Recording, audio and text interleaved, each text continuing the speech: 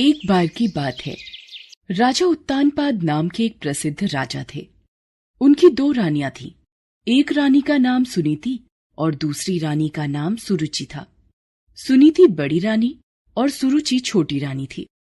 रानी सुनीति के पुत्र का नाम ध्रुव और रानी सुरुचि के पुत्र का नाम उत्तम था। राजा उत्तानपाद का रुझान छोटी रानी सुरुचि की तरफ ज्यादा था, क्योंकि वो दिखने में काफी सुंदर थी। लेकिन रानी सुरुचि अपनी सुंदरता पर काफी घमंड करती थी। वहीं बड़ी रानी सुनीति का स्वभाव सुरुचि से बिल्कुल अलग था। रानी सुनीति काफी शांत और समझदार स्वभाव की थी। राजा का सुरुचि की तरफ अधिक प्रेम देखते हुए रानी सुनीति दुखी रहती थी। इसलिए वो अपना ज्यादा से ज्यादा वक्त भगवान की पूजा अर्चना करते हुए बिताती थी। एक दिन, माँ, मुझे भी पिताजी महाराज की गोद में बैठना है। मैं पिताजी के पास जा रहा हूँ। ध्रुव, रुको बेटा, अभी पिताजी महाराज व्यस्त होंगे। अरे, इस वक्त महाराज सुरुचि के कक्ष में होंगे और उत्तम उनकी गोदी में होगा। पिताजी, मुझे भी आपकी गोदी में बैठना है। ध्रुव उत्तानपाद की गोद में जाकर बैठ गए। वो अपने पिता की गोद में बैठकर खेल ही रहे थे कि तभी, ध्रुव, महाराज की गोद से जल्दी उतरो, वरना मुझसे बुरा कोई नहीं होगा। तुम महाराज की गोद में नहीं बैठ सकते हो। महाराज की गोद और सिंहासन पर सिर्फ मेरे पुत्र उत्तम का अधिकार है, समझे? ध्रुव वहां से रोते हुए अपनी माँ के पास चला गया। ध्रुव को रोता देख माँ काफी चिंतित हो गई और ध्रुव से उसके रोने का कारण पूछा। ध्रुव ने रोते हुए सारी बात बताई। माँ, छोटी माँ कहती है मैं पिताजी महाराज की गोद में नहीं बैठ सकता। पिताजी की गोद और सिंहासन पर सिर्फ उत्तम ही बैठेगा। ध्रुव की बात सुनकर सुरुचि की आंखों में भी आंसू आ गए। ध्रुव को चुप कराते हुए सुनीति ने कहा, चुप हो मेरे लाल, तू चिंता मत कर। भगवान की पूजा और आराधना में बहुत शक्ति है। अगर तुम सच्चे मन से भगवान से मांगोगे तो तुम्हें पिता की गोद और सिंहासन दोनों मिल सकते हैं। माँ, क्या भगवान की आराधना में इतनी शक्ति होती है? फिर तो मैं भी सच्चे मन से उनकी आराधना करूंगा।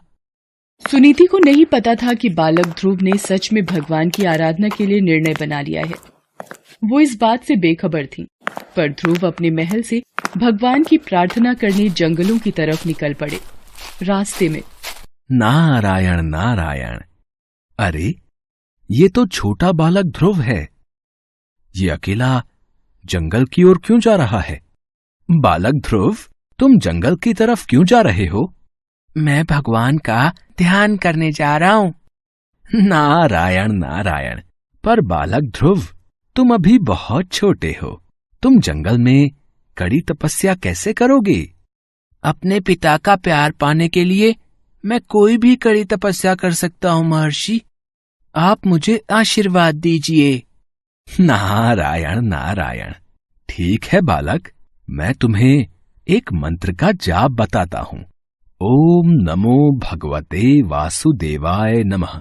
मंत्र का जाप करने से भगवान विष्णु तुम्हारी प्रार्थना जरूर सुनेंगे। बालक ध्रुव जंगल में जाकर ओम नमो भगवते वासुदेवाय मंत्र का जाप करने लगे। उधर नारद ने महाराज उत्तानपाद को ध्रुव के बारे में बताया। नारायण नारायण, हे महाराज, आपका पुत्र ध्रुव वन में घनघोर तपस्या के लिए चला गया है। मैंने उसे बहुत समझाया, पर वह नहीं माना। क्या पुत्र ध्रुव जंगल में तपस्या करने चला गया? पर क्यों? स्वामी, आपके पुत्र को ठेस पहुंची थी कि उसके पिता की गोद से वो क्यों उतार दिया गया। वो नादान मेरा लाल भगवान से अपने इस प्रश्न का उत्तर पूछने जंगल में गया है। मैं अपने पुत्र को वापस बुला लाऊंगा। नारायण नारायण, महाराज, ध्रुव प्रार्थना में डूब गया है और अब वो वापस नहीं आएगा। महाराज और महारानी निराश हो जाते हैं। उधर ध्रुव घोर तपस्या में लगा रहा। वो मंत्र का जाप करता रहा। ओम नमो भगवते वासुदेवाय। ओम नमो भगवते वासुदेवाय। कई दिन और महीने गुजर गए, लेकिन ध्रुव प्रार्थना करते रहे। आंधी, तूफान, बारिश से बेखबर ध्रुव अपनी आराधना में लीन रहे। एक दिन वत्स, आंखें खोलो। देखो, तुमने मुझसे मिलने की इच्छा रखी थी, अब मैं तुम्हारे सामने हूं। अब तो लौट जाओ, तुम्हारे माता पिता तुम्हारी राह देख रहे हैं। नहीं वासुदेव, अभी मैं वापस नहीं जाऊंगा। अभी तो मुझे आपसे बहुत से प्रश्न पूछने हैं। अच्छा, पूछो, क्या क्या पूछना है?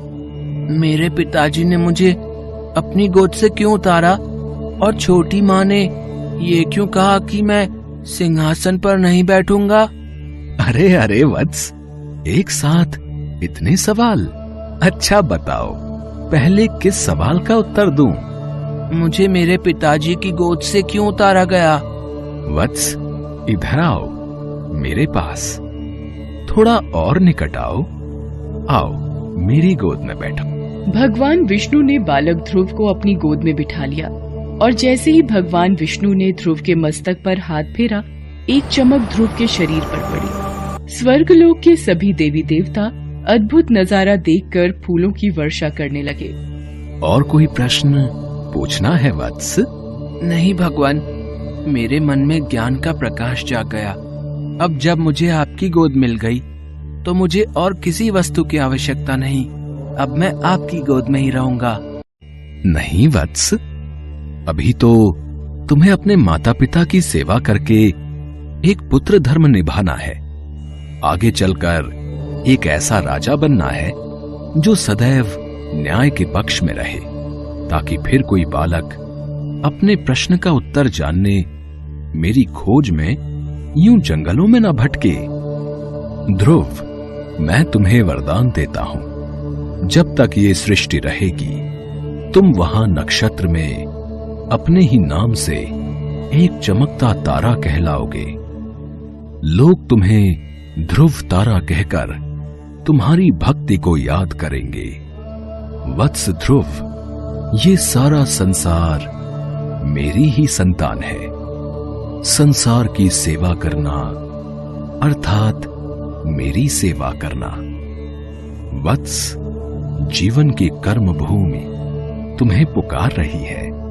तुम्हारा परिवार तुम्हारी राह देख रहा है। जाओ वत्स, अपने जीवन में उतरो और अपने जीवन के लक्ष्य को पाओ। यशस्वी भव। तभी वहाँ नारद मुनि आ जाते हैं। नारायण नारायण। ध्रुव, तुम एक महान भक्त हो। आज तुमने ब्रह्मा जी के लेख को भी बदल दिया। तुमने भगवान को पा लिया। यशस्वी भव। भगवान विष्णु से ज्ञान प्राप्त कर ध्रुव वापस महल लौट आए। ध्रुव के आने की खबर सुन ध्रुव के माता पिता और छोटी माँ उत्तम के साथ उसका स्वागत करने लगे। छोटी माँ ने भी ध्रुव को प्यार से गले लगा लिया। ध्रुव ने संसार में रहकर अपने सभी धर्म और कर्तव्य निभाकर जीवन को सफल बनाया और तत्पश्चात मोक्ष की प्राप्ति की। और विष्णु भगवान के कहे मुताबिक ध्रुव नक्षत्र में चमकता ध्रुव तारा बनकर अमर हो गए। यदि पूर्ण निष्ठा से कोई भी कार्य किया जाए तो भगवान भी हमारी सहायता अवश्य करते हैं।